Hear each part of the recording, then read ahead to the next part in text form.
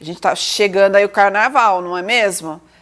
Doenças transmissíveis pelo beijo no carnaval. E ninguém mais vai poder beijar no carnaval. Já pensou? Não, gente. Por isso que o Dr. Hélio vai conversar com a gente. Ele vai trazer recomendações importantes de cautela para evitar esse contágio de doenças, porque é muito possível, né, com o beijo, você ser contagiado aí com algumas doenças. Boa tarde, doutor Hélio. Boa tarde, como vai você? Tudo bem? É um prazer enorme estar com vocês mais uma vez. Boa tarde a todos que estão nos assistindo. Tudo bem? Tudo bem, doutor Hélio. Que assunto que nós vamos conversar hoje, hein? Os beijoqueiros vão detestar. Mais ou menos. Não é bem assim, mas eu vou pegar até o gancho que você vem falando aí de uma série de doenças e epidemias provocadas por vírus, e a doença do beijo, conhecido como doença do beijo, também é uma delas. Interessante. Então, vamos explicar como que é isso, então. Por que a doença do beijo, né, é transmitida, então, por um vírus? Explica um pouquinho para os nossos telespectadores como que essa doença provoca esse problema, no caso, no lábio, na boca. A doença chamada popularmente de doença do beijo, ela é uma mononucleose e ela é provocada por um vírus. E o principal meio de propagação dessa doença é fluidos corporais. Então, é saliva, contato sexual. E quando você, por exemplo, toma uma bebida utilizando o copo de uma outra pessoa que esteja contaminado, então esses são os meios de propagação. E ela é um parente, a mononucleose, a doença do beijo, é um parente do herpes labial, que é mais comum e muitas pessoas conhecem.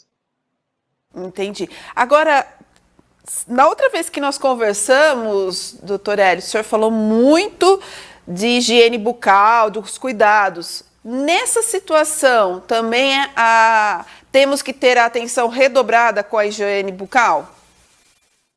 Não tenha dúvida. A higiene bucal é uma condição que você previne muitas doenças, porque a boca é uma porta de entrada. Você respira muitas vezes pela boca, você se alimenta, e os alimentos nem sempre estão lavados adequadamente, alguns contêm bactérias, mas se você tem uma condição de higiene bucal normal, uma condição de higiene boa, você vai ter na saliva anticorpos. E como eu disse da outra vez, os anticorpos são uma das coisas mais importantes que nós temos na boca junto com os dentes.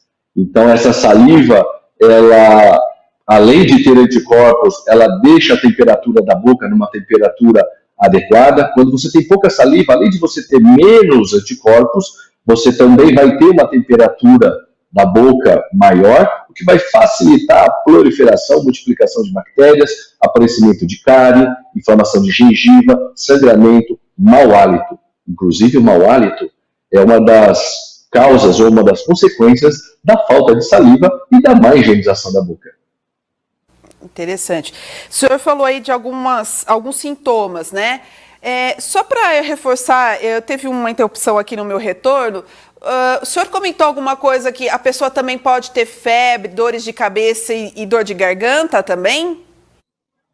Exatamente. Então, os sintomas são sintomas muito parecidos com outras doenças e, por isso, muitas vezes você não se dá conta que você tem a doença do beijo ou que você tem aí uma carga viral e que pode ser propagada e transmitida para outras doenças. E os sintomas são esses mesmos que você falou. Às vezes aparece lesões esbranquiçadas ou avermelhadas, dor de garganta.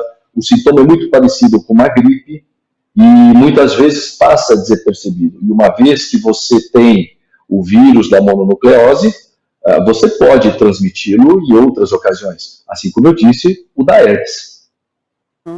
Agora, imunidade baixa da pessoa, se a pessoa tem uma imunidade não muito legal, porque a gente sabe que carnaval, as pessoas vão pular nos blocos, saem com esse calor que está extremo, é importantíssimo a hidratação, mas às vezes a imunidade começa a cair, porque é sexta-feira, é sábado, domingo, segunda, terça. Com essa queda na imunidade, também pode ser um caminho, uma abertura para ter esse tipo de infecção, essa doença?